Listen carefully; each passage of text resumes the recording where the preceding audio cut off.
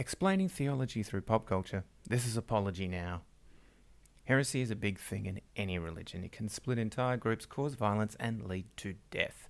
In the 2,000-year history of Christianity, this has happened so many times.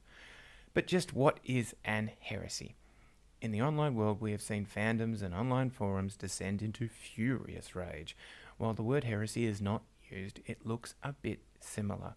A group of people who are actively involved in a narrative that they identify with are fighting each other, usually over a small yet distinct difference.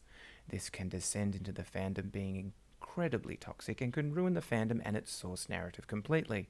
The Steven Universe fandom went from fun to, well, ouch. And Bronies was shunned by Hasbro for fear of ruined marketing demographics.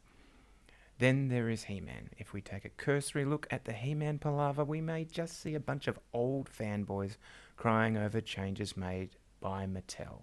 You know, the controlling company. However, there are similarities they share with an actual moment of Christian heresy, one where St. Nicholas hit a guy. Yep, Santa Claus, the original St. Nick, Nicholas of Myra, born 270, died 343. That St. Nick hit a priest named Arius. You may have heard of the Arian heresy. It strikes at a core Christian tenet, this being the two natures of Christ.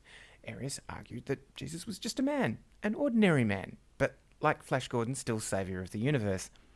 This defies 300 years of writing and thinking about Jesus. It lessens not only the relationship between God and man that Christ establishes, it also challenges the Trinitarian belief that God is three in one.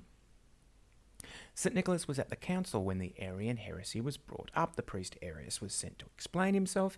He did so. As he did, St. Nicholas got more and more agitated and angry till he got up out of his seat and struck Arius.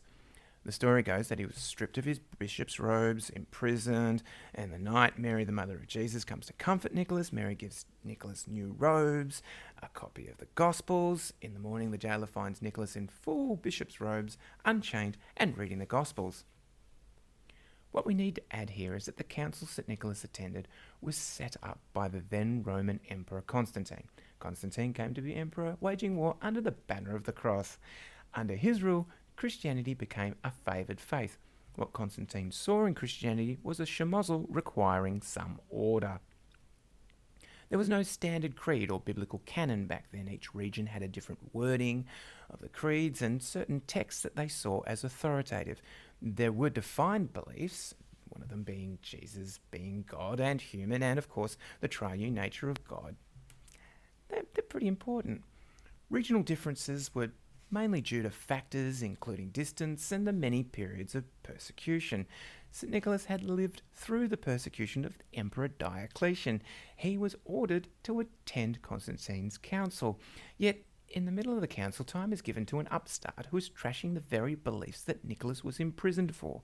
Nicholas also knew many others who died martyrs for this same faith. Of course, Nicholas was enraged. He-Man and the first 8 action figures appeared in 1982. The first animated series appeared the year after that. The early establishment of any canon for the He-Man mythos came from a set of mini-comics that came with the toys. The rest came from kids playing with the toys. The first animated series never strayed far from the dynamic of Skeletor does bad stuff, He-Man punches Skeletor, end story. She-Ra gave a female version, and it was just another member of the huge extended cast of wild and crazy characters. Additions to the mythos were attempted in 1990 and 2002, and these were short-lived series. There was no groundswell or toy market domination like in 1982. Certainly not enough to encourage another live-action movie. The recent Netflix series has yet to finish, and there are another 5 installments to come. However, this appears to be a moot point as the fans are in meltdown. While critics see nothing to hate, fans are filled with righteous indignation. Like St. Nicholas, they could slap the show's director Kevin Smith if they could. Like the Council of Nicaea, the recent Netflix Masters of the Universe was set in motion by a larger power, Mattel. Mattel owned He-Man, She-Ra, and the entire cast. They also owned Barbie. If you owned a property that was doing nothing, what would you do? Revitalize it? Find it a new and hopefully younger fan base? That's pretty much what they tried. The development pitch to Smith was that it was to be a continuation of the original series, one that would have consequences, a body count, swords used as swords. What was promoted and promised by Smith was a He-Man series. Masters of the Universe Revelation has Teela as its lead character. It does not matter to certain fans that this is a good production, that the animation is crisp, that the voice direction is brilliant, that the storyline is actually quite intriguing. It's nothing like the mythos they had when they were young, and this is the difference. There are these individual headcanons which they all share, but they're not exactly the same. There's established text outside the series, a few comics, the movie, and they all basically cycle around Skeletor bad, He-Man good. Multiple times over the last 30 years, Mattel has tried to attract new fans to their Masters of the Universe properties. Their success in the recent She-Ra series must have made them think it was time to try He-Man again. Unfortunately, this has proven to be the wrong time. 30 years of He-Man across varied media pales in the face of 300 years of Christian thought, 300 years of writing and creative thinking about the nature of God, Jesus, and salvation. You'd have to be Gilgamesh or Hercules to beat it. Add to this the ownership of Mattel versus the instigation of Constantine. Look, if Mattel want to approve a commercial where He-Man and Skeletor dance, they can. Constantine was able to encourage a level of consistency and a version of order that was to come, but Rome didn't own the church. In turn, there are those who say that in the end the church took over Rome.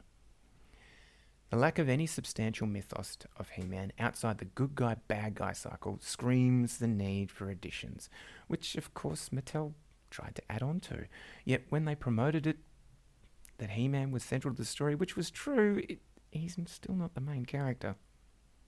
Unlike the established Christian beliefs about the nature of God and Jesus, He-Man is far away from an established narrative. Yes, it is firmly established in the minds of those who had the toys when they were young, but this will differ from person to person.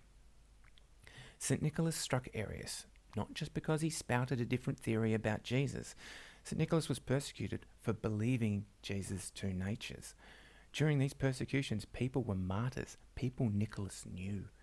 To my knowledge, no one has died because of their belief in He-Man.